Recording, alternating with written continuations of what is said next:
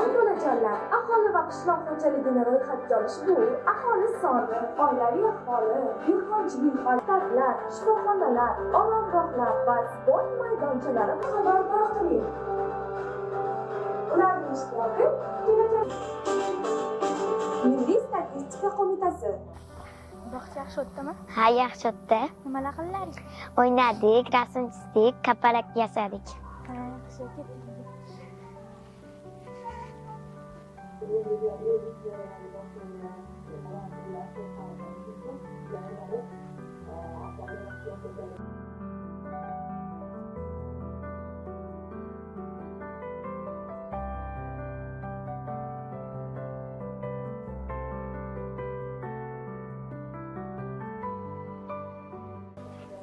Assalomu alaykum. Alaykum assalom. Ke qizim? Voy bobo, bugun biz bog'chada xuddi shunaqa multfilm ko'rdik. Voy qizim, bu nimasi bilan qiziq ekan? Bizni hovlimizda, molimizda keyin meni qo'zichog'imni ham ro'yxatga olar ekan. Bu juda to'g'ri bolam. Ro'yxatga olish orqali davlat qayerda qanday yordam kerakligi, farzandlarimiz sog'lom bo'lishi va farovon yashashligi uchun bu juda muhim bo'ladi. Biz yer bilan yashaganmiz.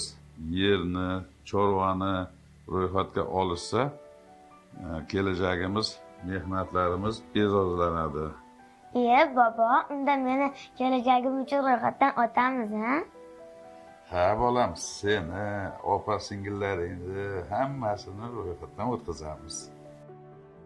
Aholi va qishloq xo'jaligini ro'yxatga olish bu kelajagimiz uchun muhim qadam. Chunki har bir oila va har bir xonadon ishtiroki katta ahamiyatga ega.